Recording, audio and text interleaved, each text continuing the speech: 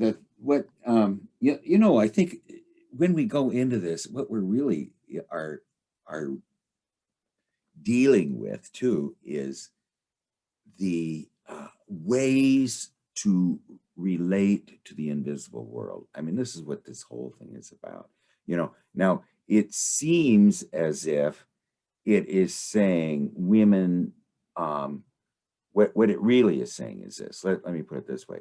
What it is really saying is that the logos thinking done by men who don't really have a biological task has a tendency to be abstract, where the woman's thinking has to be related to what is in front of her, and it is not abstract at all. So it can't participate very well in this abstract world because everything in front of her has to do with her task of being a someone who holds the family together, who nurtures the child, and also it's much more than a biological thing too, because it's diastole and systole. That I asked my Anima one time, why do you have to be that pretty or that beautiful? And she says, I am softness, you are hardness. I'm an invitation. She says, you are the one who comes.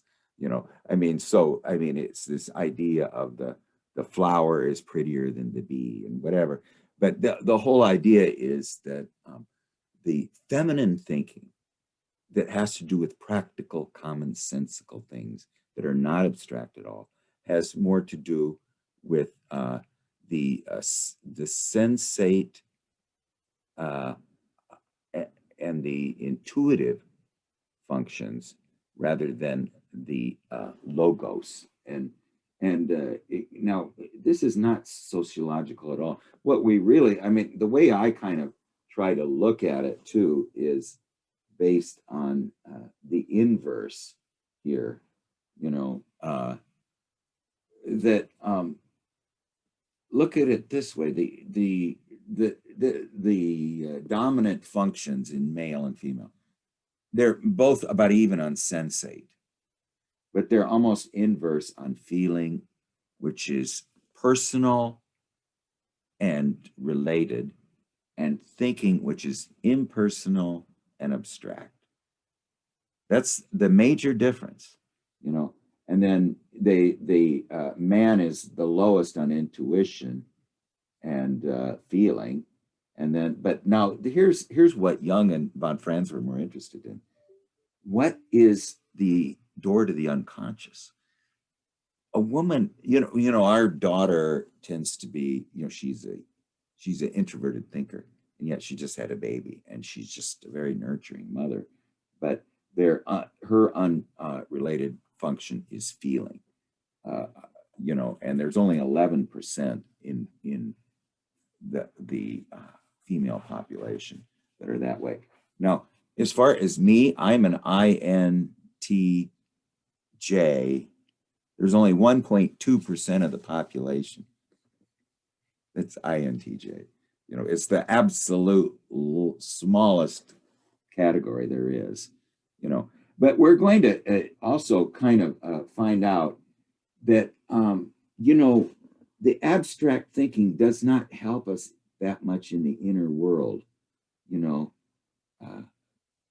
Man is not complete when he lives in a world of statistical or abstract truth. He must live in a world of his own biological truth. This wisdom that comes from the body. If you're separated from that and you're living, the abstract world too is almost can never be I thou.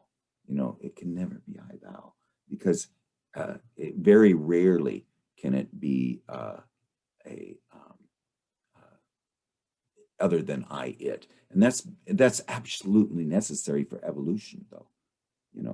And the fact that we're these word beings. So it's this wonderful dance, this wonderful play, and yet it's like the symbol of the Tao, the black fish and the white fish. It all fits together. But anyway, we'll just kind of start out. We're going to learn about the animus, and uh, uh, by that, I think we're going to learn about the animus. But there's so much here, you know. Now, just we talked about this before, but the real thinking of women is practical and applied. It's directed to what's close at hand and personal, and to this extent, it functions adequately in its own place. It doesn't not actually belong to what we mean by animus in that sense. I mean, it is the animus comes in the when she relates to the inner world, not when she relates so much to the outer world. You know, so only when woman's mental power is no longer applied to the mastery of daily tasks, but goes beyond into the unconscious world, seeking a new field of activity that's not related to her,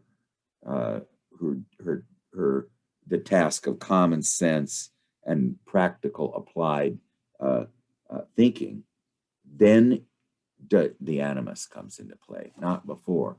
He up till that point, and we'll find that out later, it is an obstruction from that point, particularly if you're not conscious of them. I mean, the ideal state, we might want to just jump to that at the beginning. The ideal state is that the woman forswears her feminine magic over men.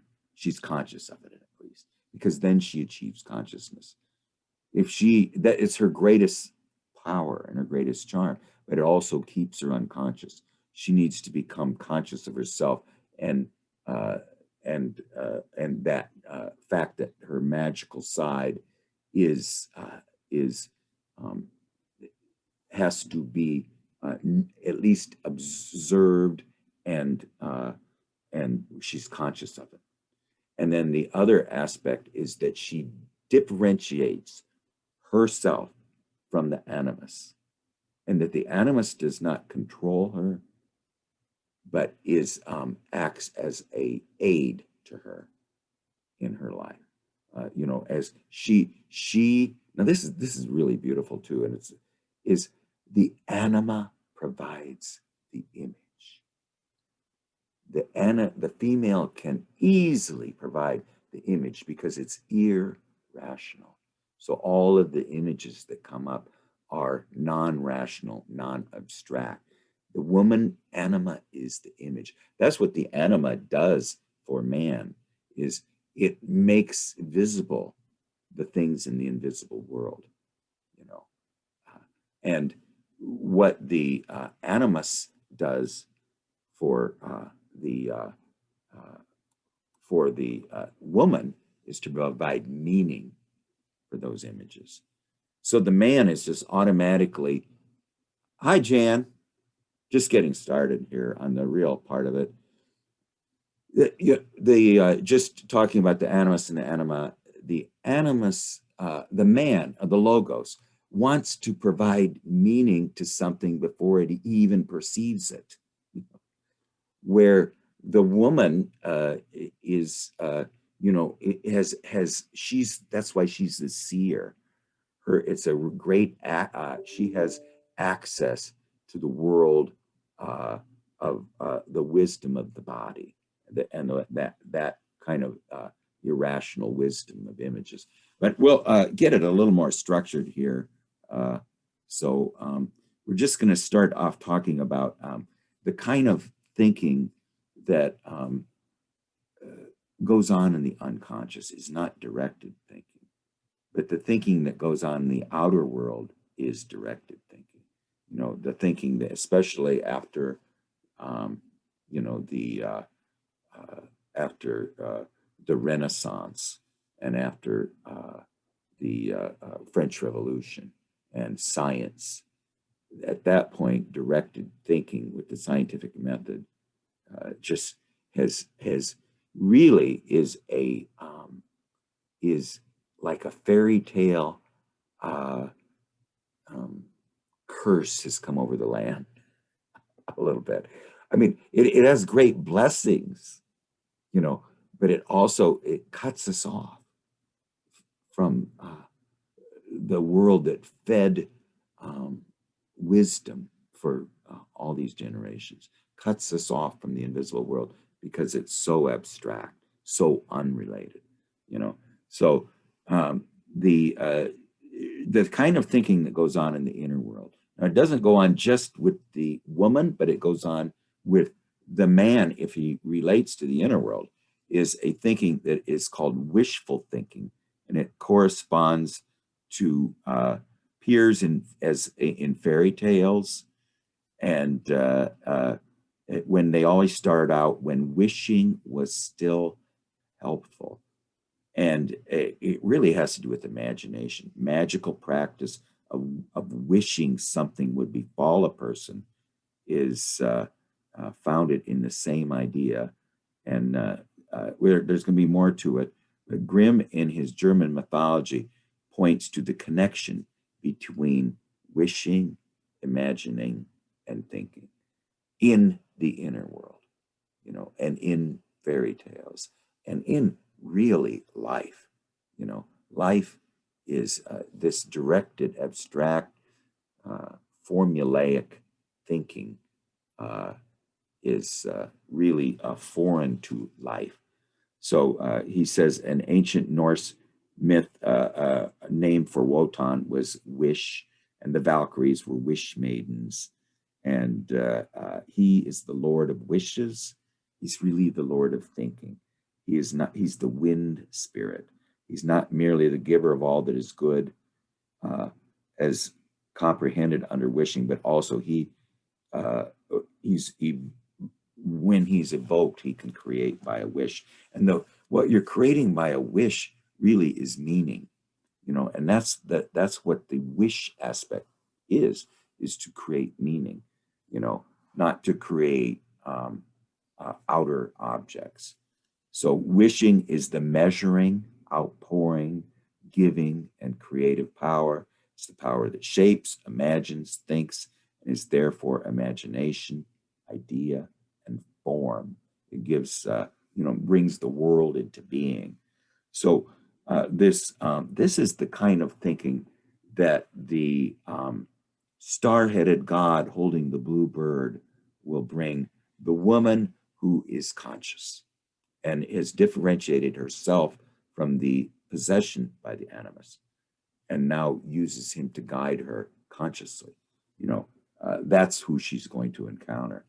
You know, so if we bear in mind that the power to imagine means nothing less than the power of meaning, that this image, though material, cannot be denied reality, then we can understand how it is that imagining, thinking, wishing, and creating are equivalents.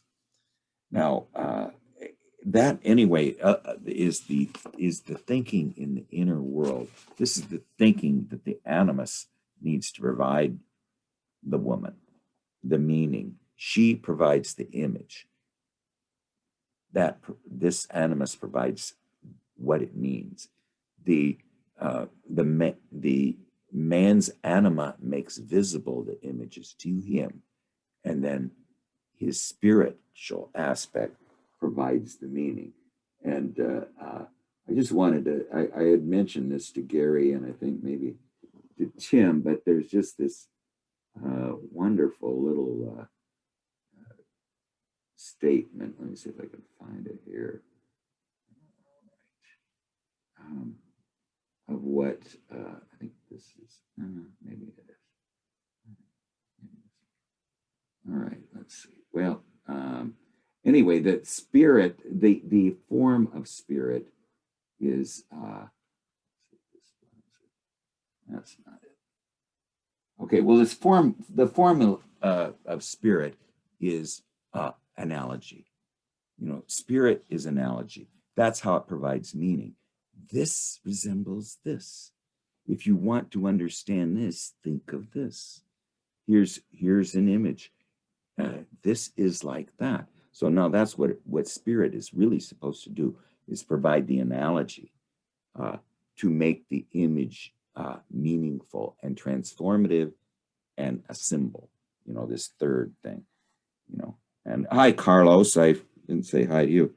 So anyway, that is this aspect of this thinking. Now, there's so much to this. I don't want to rush through it too much because it's just so beautiful.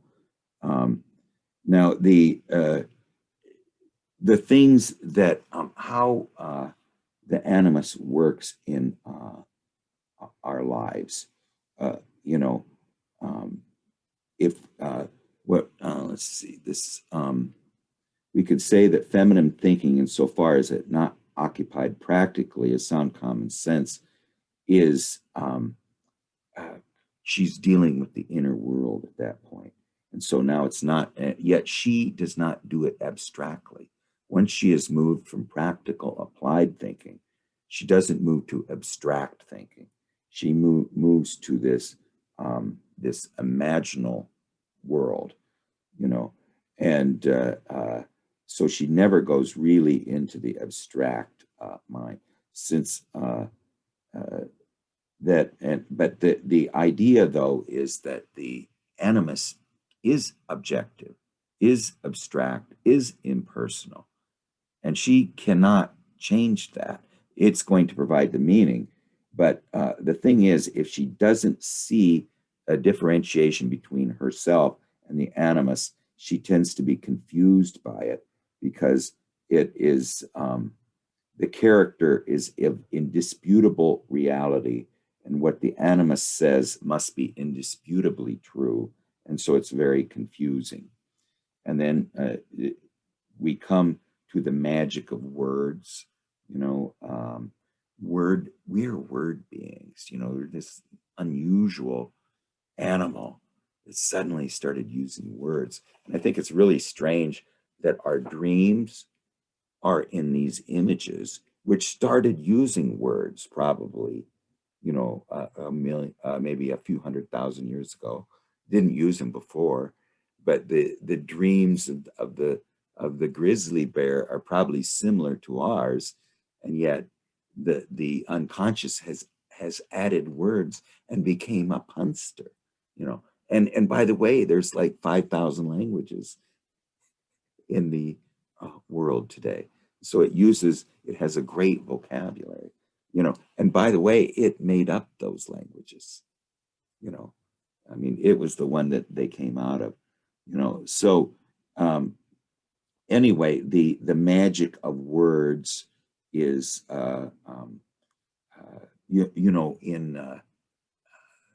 in the beginning was the word, it creates worlds, remember in Dune, the Quetzalcoatl Haderach says, my name is a killing word. The magic of the word, the art of speaking, is this thing in which the woman is most unfailingly caught and frequently is not conscious of, So, but she's not the only one who's subject to this word magic. It's prevalent everywhere, in holy runes, in mantras, in prayers, in magic formulas. I mean, who doesn't want to use a mantra? I mean, the whole idea is that there is a magic in this word aspect, and these all bear witness to the magical power of spirit that has become a word.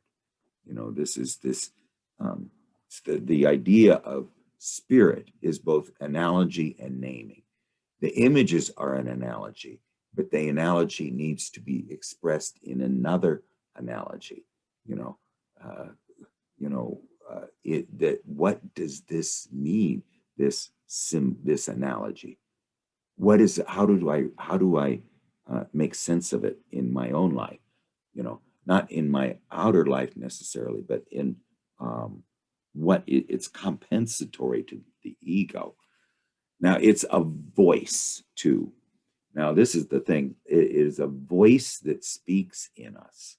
This is real. This happens. This is not theoretical. Now, in the woman, when she is not conscious of who that between herself and the voice. There is two things that happen. The voice, well, actually, there's three. Number one is the voice um, will tell her either that everything she does is wrong, or it tells her that she's the most wonderful being, that her parents aren't her own parents. I mean, it either makes her inflated or completely depressed. You know, I mean, this voice either tells her that she's too good for this world, or or whenever she does anything, that she's going to fail. So it kind of the voice, when she's not conscious of it, tends to either foster futility or inflation. You know, and in each case, it inhibits directed action. You know, because you're mired in either futility or inflation. You know, and the other thing it does is issues commands or generally accepted viewpoints, which have nothing to do with the related world. They are. Go ahead, Jordy. Did you have something? Yes, two things. Can you repeat the last minute? Because I missed things. Okay. All Well, right. because the communication, some pronunciation was not clear. You are Okay. referring to a specific paragraph of Emma Jung. I have the Emma Jung in the other screen. Okay. Sure. The Yeah. page or something. Yes. Well, let me see where. Yeah. Well, what we were talking about is the voice. Okay. Yeah, we talk about the voice, which is particularly relevant in my life right now because I'm tutoring my daughter. Yes. In a There is.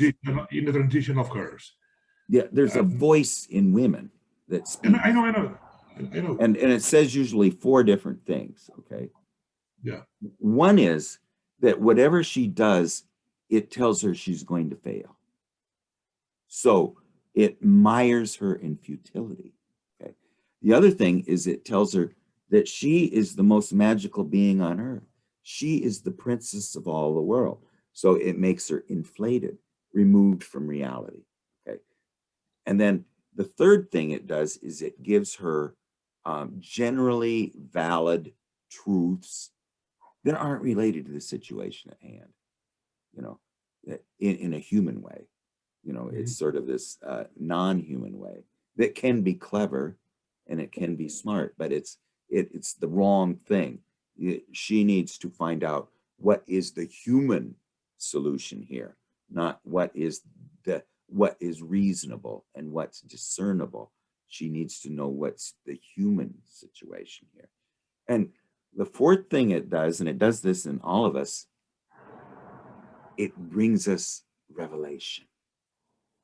I mean, you will hear every once in a while, you will hear this voice say something that is an absolute revelation, you know, and it is, so it's sometimes hard to discern between the individual revelation and the collective sort of,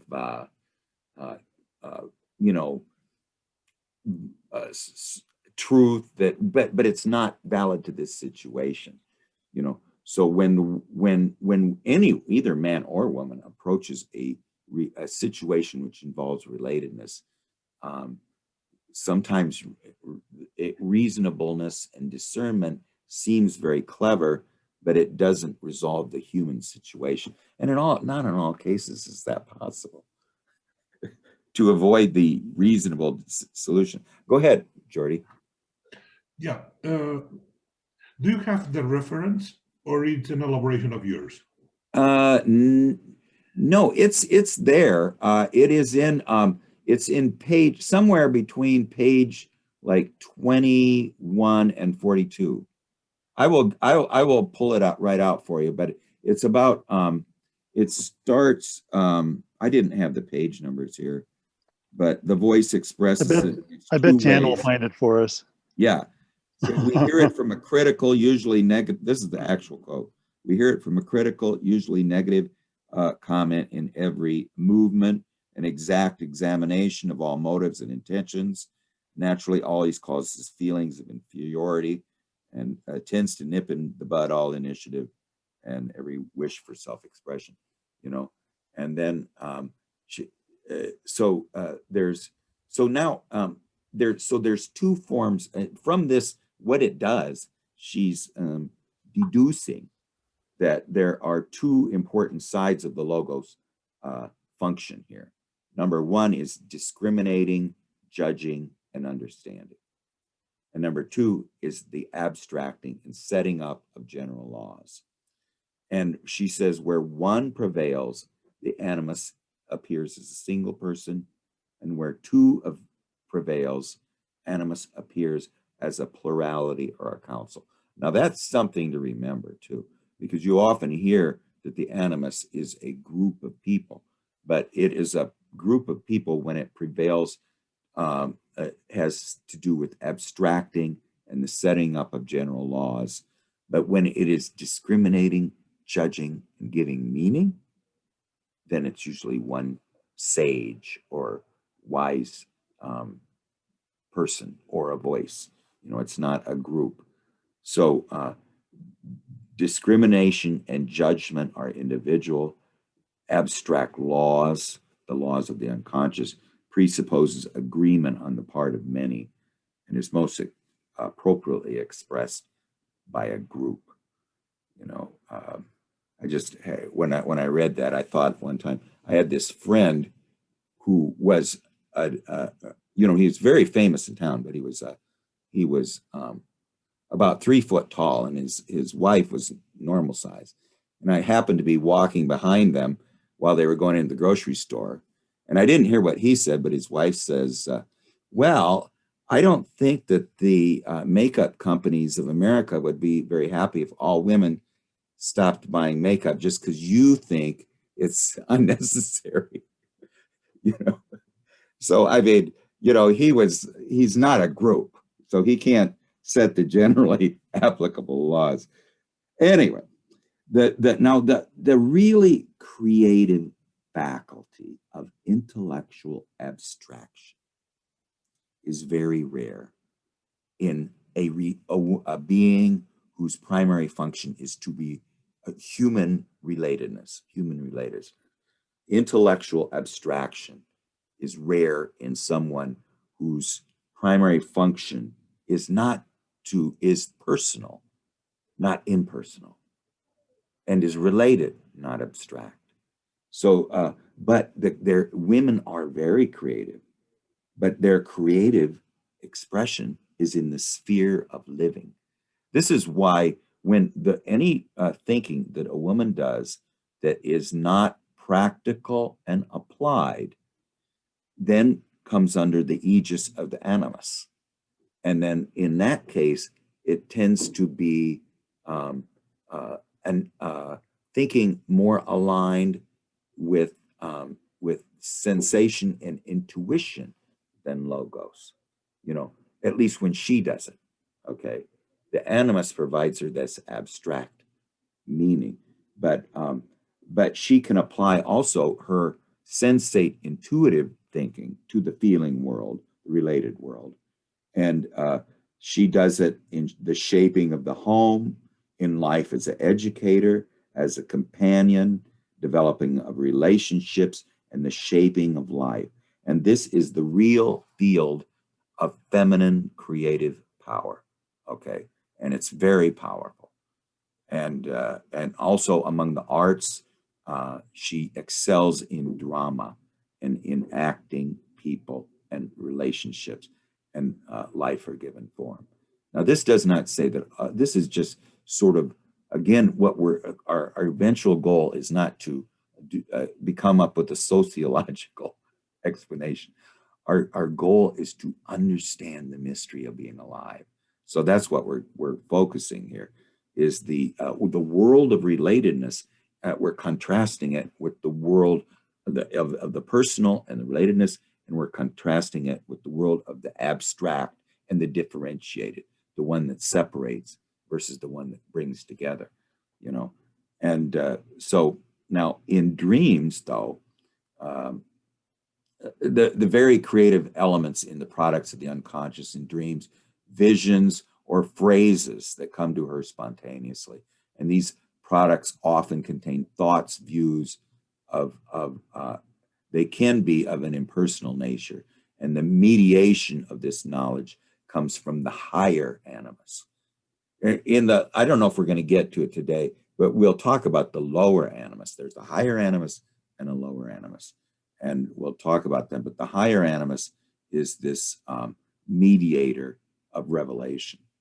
Now, in dreams, women, or let's just say, the being who needs to be related, who is primarily her meaning or their meaning, could be man or woman, related to whose personal and relatedness is their root, the primary aspect of their life. They tend in their dreams to have abstract scientific symbols, and every once in a while. Now, who was it that told me? I don't know if that wasn't you, Jan, or somebody that told me that they came to Jungian psychology through the periodic table of elements. This woman told me that she started studying Jung after she had a visionary experience when she saw the periodic table of elements. I think that's Jan. Was that you, Jan? I think so. Isn't it? Yeah, I don't remember, but it was that was just okay. Not her. Yeah, all right, not her. Okay, well, you heard it too, then, Tim. Yeah, right. Yeah, somebody told us that. But anyway, that it's non-rational women tend to have geometric figures, crystal-like structures, geometry or mineralogy, like you'd find in textbooks in their dreams. So there's this abstract, complementary attitude to the personal and the related world. So, in its most flowering creative field in women, human relationships, the creative factor springs from the feeling function coupled with intuition or sensation, far more in the meaning of logos. Now, there's just some wonderful little nuggets here about that when the animus in this creative world of the of women, this most flowering world is of human relationships. When the animus interjects himself, he's dangerous, and it happens all the time. It says that this is a situation that is really instructive to me. Instead of understanding a situation or a person through the feeling function and acting accordingly, we think something about the situation or person and offer opinion rather than human feeling. Now, think about that. I mean, who is someone comes and tells you a really, unburdens themselves to you, and you suddenly want to solve all their problems when all they really want is for you to put your arms around them. So, but what she says, all too frequently, instead of offering them that, we offer opinion. And she says our opinion may be correct, well-intentioned, and very clever, but it has no effect or the wrong effect because it was right only in the objective, factual way, which is not human. So subjectively, humanly speaking, it is wrong because in that moment, the partner or the relationship is best served not by discernment or objectivity, but by sympathetic feeling. So it very often happens that such an objective attitude, which the man is all too quick to provide, is the woman sometimes adopts this method, but the effect is to ruin the situation completely. Now, now remember, this was written in 1931, or it was given as a speech in 1931. So it's almost 100 years old. And, women are just starting to become liberated from the biological task and from having to maintain the hearth fire and pluck chickens all day. They're starting to be somewhat freed from that. Now she's saying that the only thing that she can explain is the overratedness of the masculine way of objectivity is valued because of all the wonderful things it brings, all the wonderful inventions it brings. And so it's overvalued, and so this objective attitude that we think is better in every case than a feminine personal one is usually wrong. It's especially true, she said, of the more modern, educated women with a high level of consciousness and appreciation of rational values, that they tend to go for this attitude. But this is again what Marie-Louise von Franz said one time when someone asked her about the feminist movement. She said, well, if you had a true feminist movement, it would be someone who embodies the Great Mother, the transformational Anima, and the feeling of eros and love, and nothing else. She says it has nothing to do with being successful in the man's world. Did you say eros and lust? Love. Oh, okay. Yeah. Lust, I mean, the only thing about lust is it tends to be unconscious, where love is consciousness. So that kind of desire is important because it's an imitation, but it's not really conscious. So now we're going to get in a little bit to the difference between the animus in woman and the anima in man. Now this is there's just some beautiful nuggets here. I'm kind of rushing through it, and I wish I didn't have a tendency to do that, but because I'll try to sum up next time some of these, just like Gary did, just some of his. I think we lost Gary too. I don't know what happened. But anyway, the difference between an anima in man and the animus in woman. When a man discovers his anima and comes to terms with her, he has to take up something which previously seemed an inferior way to do things. Not inferior in itself, but an inferior way to do things. It's personal, he's impersonal. It's irrational, he's rational. It's feeling, he's related to the thinking world.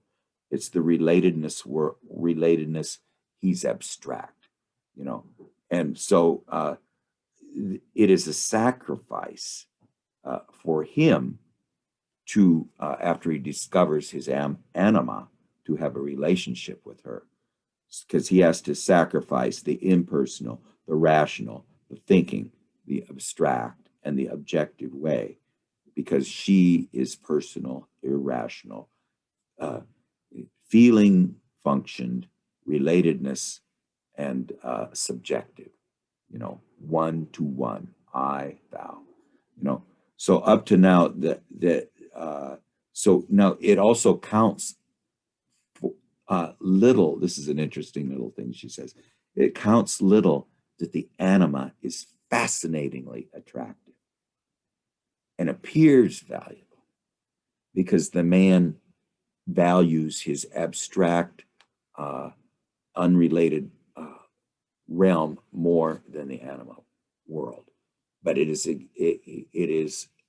the treasure hard to attain. This is what he's lacking in his life, and he needs to have a relationship with it. And one thing I really think is that any Jungian analyst that doesn't do an hour of active imagination every day and speak with his anima and the Great Mother for an hour every day shouldn't really be doing Jungian psychology. I mean, I thought that one morning, and then I go into my active imagination and I felt really guilty. And I go up and say, "Oh, I'm so inflated. Can you get rid of that guy?" And it wasn't until the end of the active imagination that I disposed of that thought. you know, but it's just, it's just the fact that he is now valuing the anima in him, the personal, the irrational, the feeling, the relatedness in a subjective way. Now then he can now in the female's case, she needs to come to terms with her objective aspect and have it serve her as the bringer of revelation and the bringer of meaning. So that would be what the woman would be seeking in her active imaginations, where the man is seeking the personal. He's seeking images, and he's because she's the provider of the images, and she's seeking the personal, irrational feeling and relatedness. Then, when a woman discovers her animus, it's the opposite.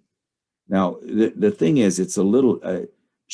What she sacrifices. First of all, remember the masculine way, the objective way, is more valued in outer society than the feminine way, seemingly, and so it's she's somewhat in she has to overcome not the inflation. The man has to overcome his inflation, but she has to overcome her lack of self-confidence and the resistance of inertia.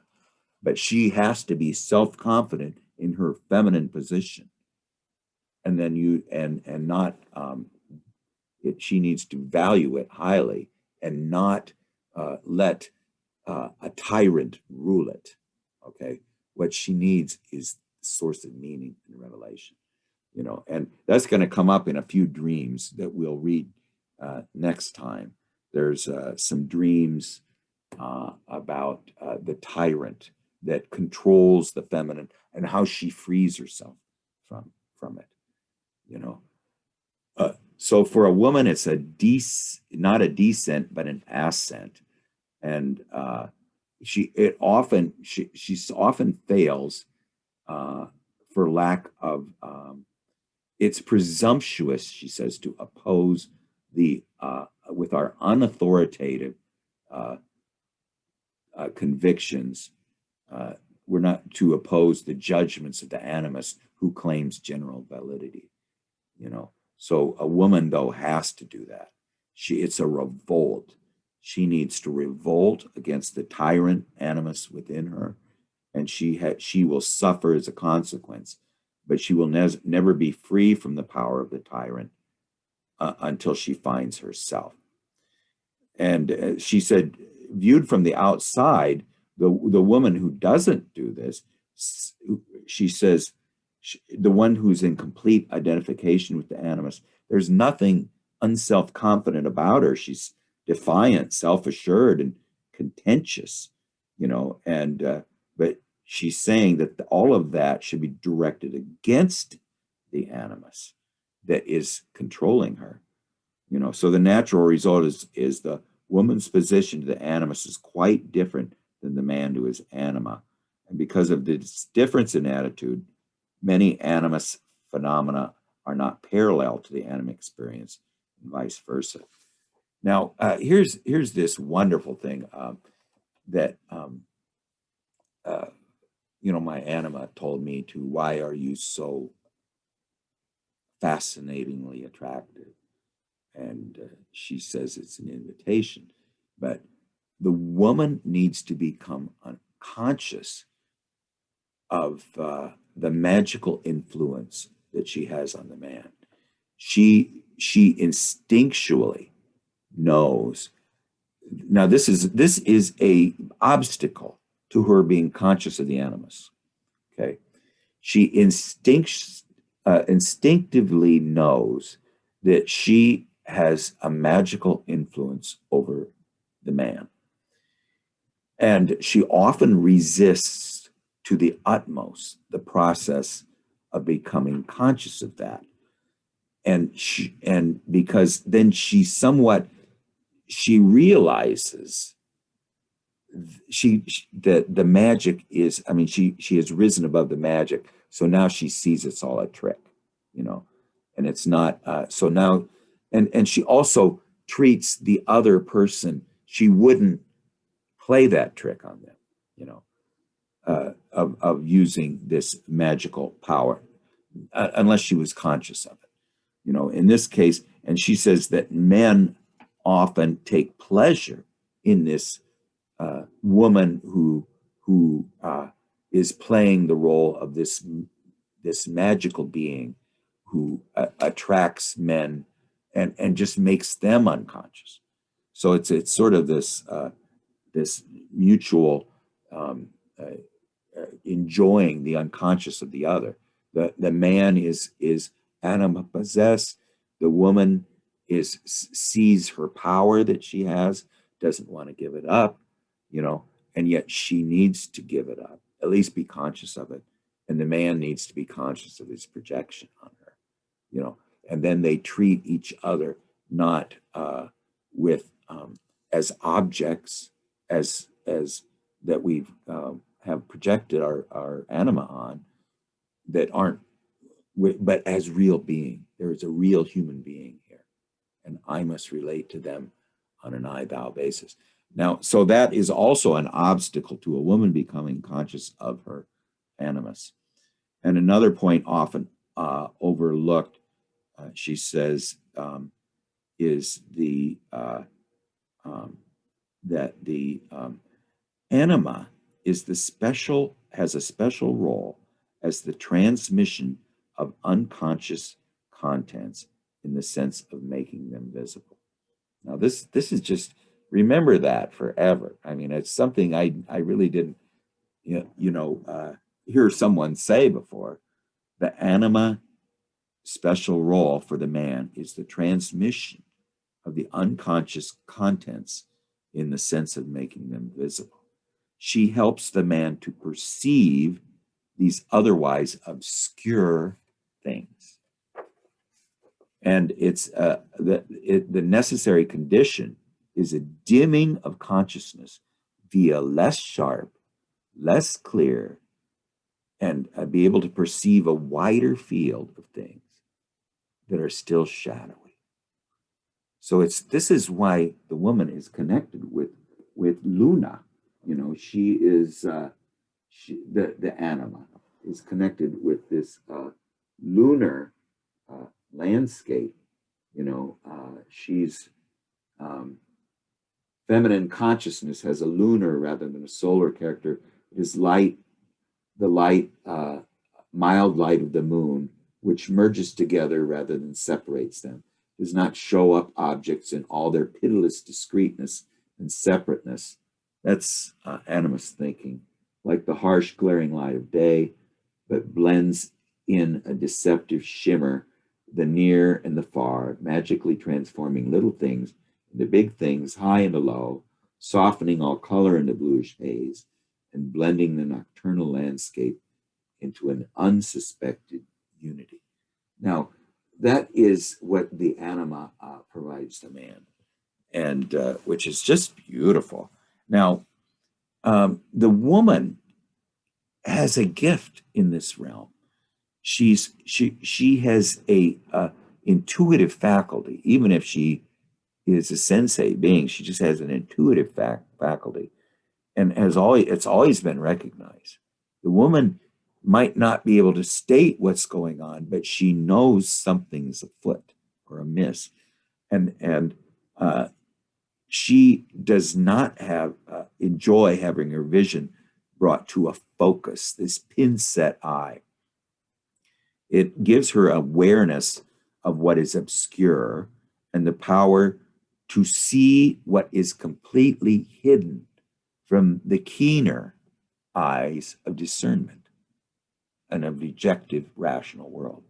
So this vision, this perception of what is otherwise invisible is made only made possible for man by the anima. And now with the animus, though, the emphasis does not lie on perception, which is the woman's gift anyway. Her perception as an intuitive thinker or an intuitive perceiver. Okay, that's her. The animus does not provide that gift of perception. She already has it. She is able to perceive the unspoken thing, you know. And but true to the nature of the logos, the stress on the animus is more importantly on understanding and meaning. And Jung had this wonderful little statement one time. I always garble it, so I tried to write it down. You know, a man's ambition is for his concepts to be realized in life, whereas it is the most secret longing of all women for their lives to be realized in concepts. A man wants to understand, whereas a woman wants to be understood. And for this purpose, she tries to make her life understandable to herself. Now, how does she do that, according to what Emma Jung is telling us here? One is she becomes conscious of the fact that she invites projections, and she doesn't use that power as a trick. Okay, and so she's conscious of the fact that she can cast spells and she has power over men. And the other thing is she differentiates herself from the animus, and she does not let him have tyrannical rule over her life. She is the related being. She is this earth mother who's not going to be tricked by any animus.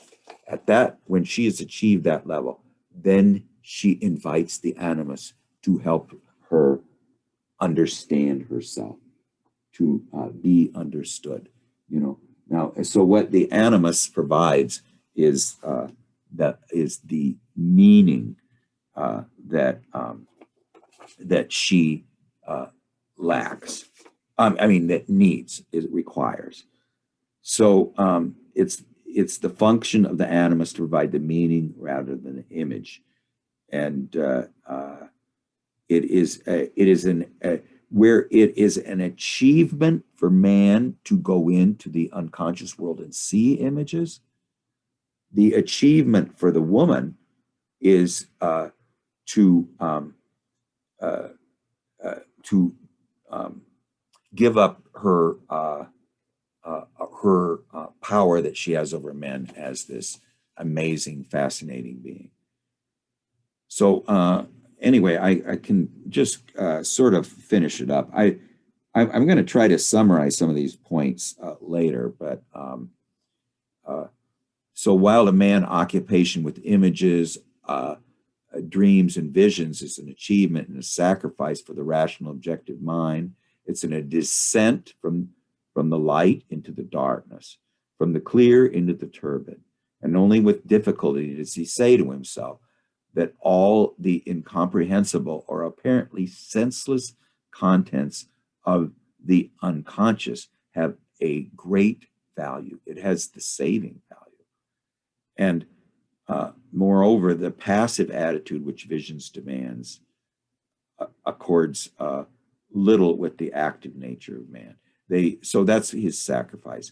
And to the woman, this does not seem difficult. She has no reservations against the non-rational, no need at once to find a meaning in everything, no disinclination to remain passive during situations where the non-rational is perceived by her intuitive sense. For a woman, this part is the hindrance that comes up is that if she's animus possessed, that the animus will provide the meaning before the perception has happened. She needs to have the perception first and the meaning later. And so that's one thing he says that he becomes valuable to her when he says, she says, only after the contents have entered consciousness and taken form. Now, this is the important part. Taken form in art, in drawing, or some form, some expression. Remember the two roles of man with dreams and vision to be their expression in the outer world, and then to provide the meaning. Only after they've achieved form and concrete reality in the outer world, then can the animus be allowed to enter. But anyway, I think maybe we can have since Gary's not here, maybe we can have, just as long as we have questions or comments about anything, and we can kind of end it a little early today. Tim. I'm always expecting Gary to be the first guy. Tim, do you have any comments? I hope I didn't rush through it too quick. Well, man, you did rush through it, and that's the trouble with this stuff, is it's so rich. Mm-hmm. I've been working on this stuff for 30 years, and I never get enough of chopping it up and examining it from different attitudes. And I think that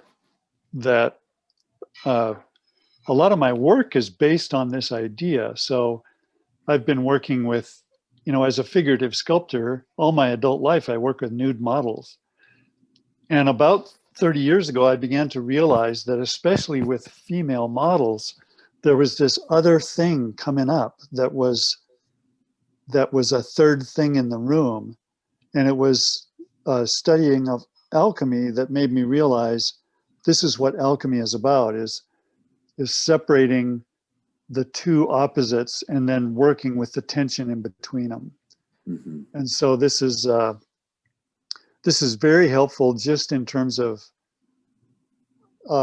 approaching my own work, because one of the things, one of the chapters of the development here is, for most of that time, I was simply working on the one-way relationship. What does encountering this woman mean to my soul? And it's a really strange situation, because the woman is nude and I'm dressed. And it's the only situation in social interaction where that happens. Unlike, working with a man, if I see a man nude, it's just like going to the gym. Oh yeah, I see guys in the shower all the time. So it takes a special leap of imagination to make that projection and see that there's another entity. But with a woman, it's immediate, because it's so strange to your ego. Your ego is just perplexed. I don't know what to do with this. And so the projection is very easy to see. And all of this work helps me to unfold it. But also, for the last maybe 2 or 3 years, I've been trying to see that situation from both ends. So what does the woman experience in this transaction? And so far, the people I've worked with, are not really very educated in psychological language. So it's very hard for me to talk to them about, oh yeah, allow me to be your projected animus, and we're going to have a discussion, which is what I would like to have happen. So instead, I end up talking in a kind of a metaphor by saying what Jan just mentioned: I'm going to be your mirror, and you respond to me. Everything you feel is inside of you. It's not me. Anyway, this is just really helpful in thinking through all of these ideas. What's the role of the artwork in the room? Well, for me, it's turning emotion and insight into image. Yes. And what I'm encouraging the model to do is to do their own artwork. And so far it's been, well, just go home and journal about what you feel. And sometimes it's been, here's a clipboard and a pen, write some poetry. It doesn't matter what it is, just write some stuff, about what you're feeling. Go ahead. Go ahead. Well, who was it? One of these people who was in our dream group one time said that, she was very conscious of the fact that she created a spell on men, and she, thought men were silly because of it. Yeah. And there was another woman, and so she didn't really, she tried not to do it. She tried to break that ice or that tension that is caused by the fact of that image creating thing within her. She tried to dispel it, whenever she could. But she says her friend would just milk it for everything. Everywhere she went, she just loved that to happen. And then, some of my wife's friends, as they're growing older, mourn the fact that they have lost that, that they don't really have that magical power anymore. And so I think in the idea of being conscious of our projections and the conscious of the fact that we, this girl, that I can't remember what her name was, but she was conscious that she could cause that and didn't and wouldn't and would try to tell that person, be real. You are not, I'm not that you're feeling inside you. I'm just sitting here, an ordinary human being who happened to be born a woman, Yeah. But anyway, it's very interesting. And so what now, that chapter on the anima is even longer than this one. So I think we're gonna learn a lot. But in the next one, I'm going to try to distill this into some bullet points. Yeah. And so we can just have some things to remember. Jordy, did you have anything? Yeah, the next chapter is really great. It is. Actually, I am making my agenda, and I have to some extent, I relate to what Tim has just said, and I don't have the time to elaborate that in a structured manner. Okay. Because, all right. I mean, to be synthetic but truthful to the meaning takes some effort, and some concentration, which I don't have now, nor the time, nor the concentration now. Practical things. I feel they have to review the notion of function. Complexness.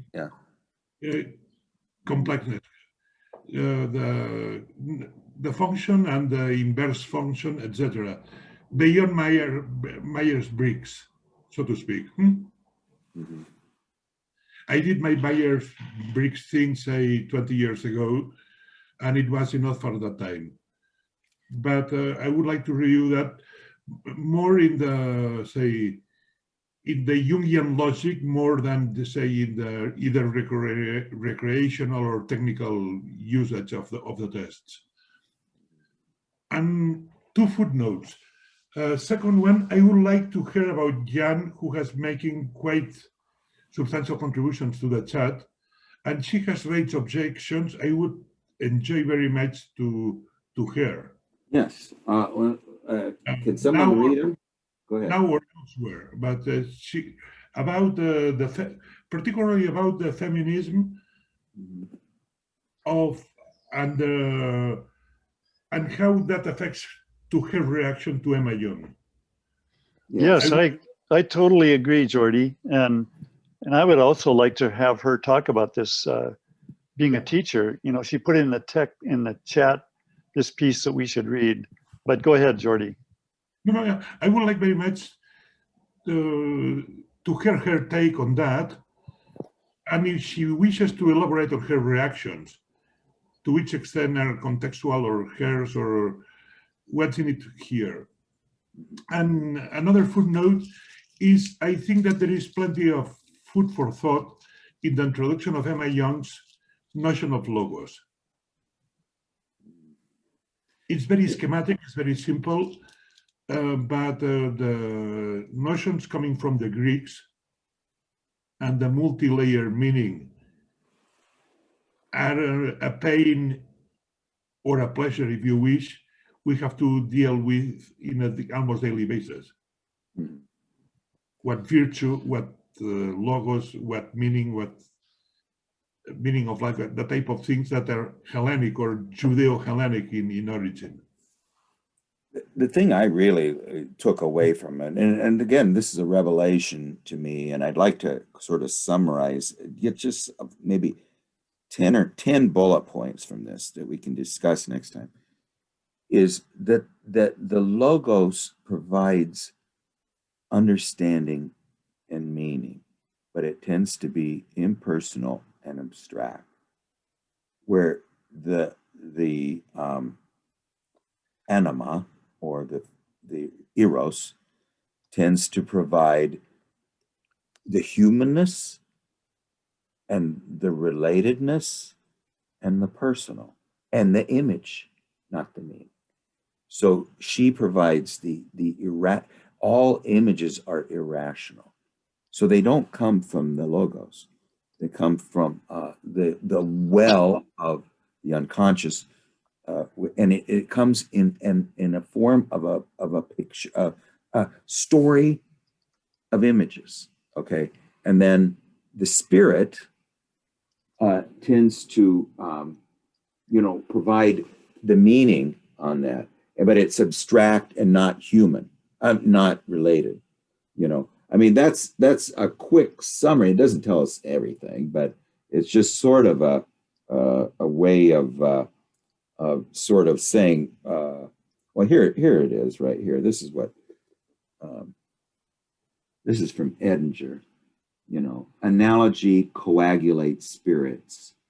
Dreams coagulate into the ego. The body of the universe is created.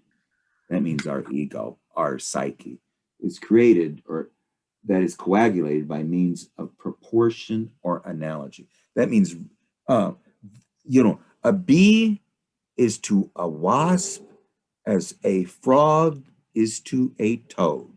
Now, does that make sense to you? But that's the proportion and the analogy.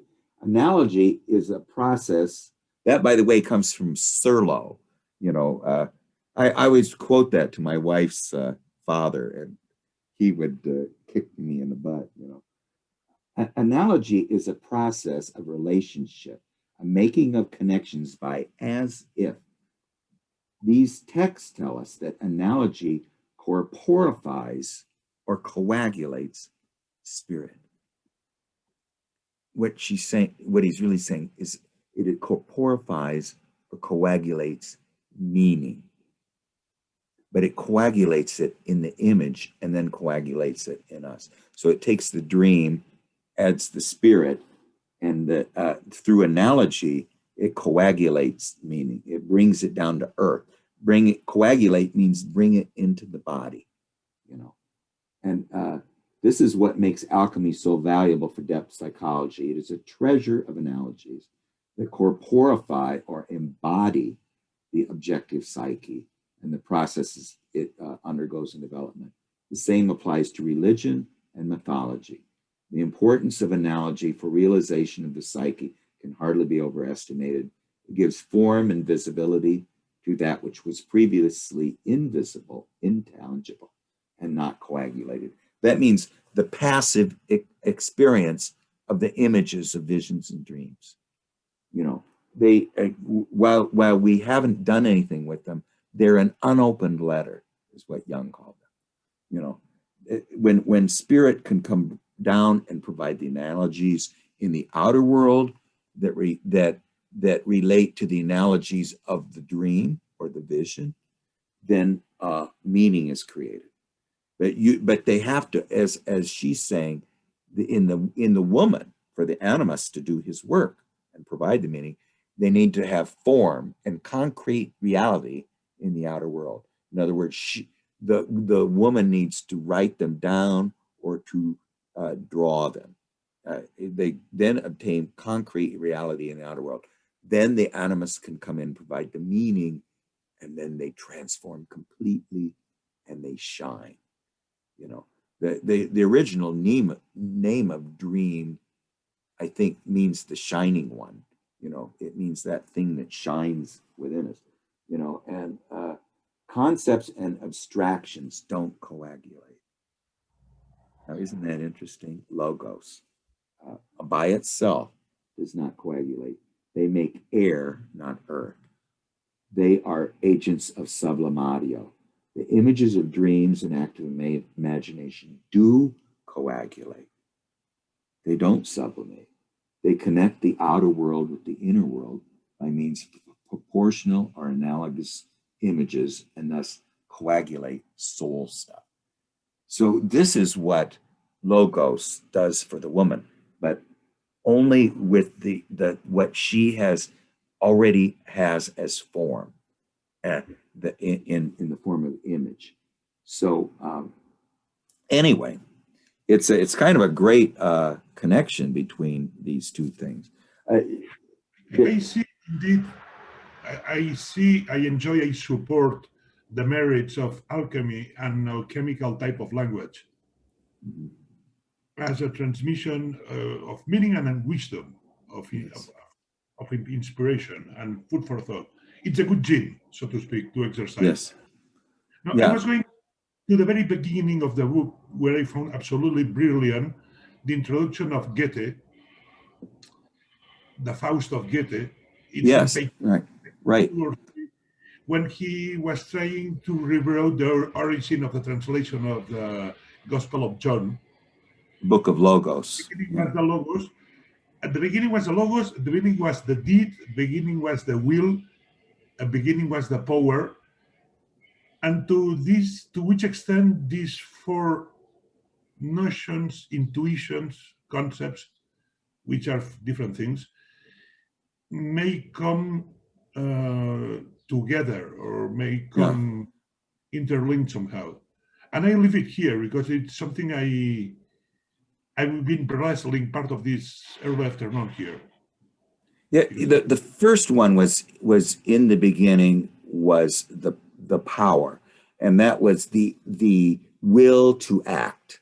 Okay, and and that was the first aspect. First, there's four, and they actually sort of comprise what the animus is. Okay, but what Emma Jung said is that the woman has sort of achieved the first two through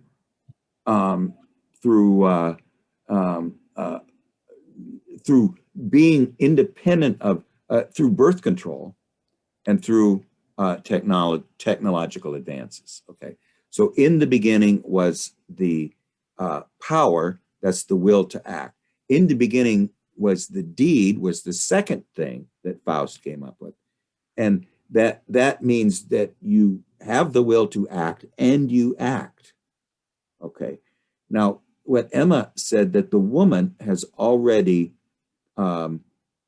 seems to have assimilated those two aspects of animus. No. The two that she says that are still complementary to her conscious attitude, in other words, the ones that she lacks, are in the beginning was the word, and that is sort of that abstractness, you know, No. and then in the beginning was the meaning.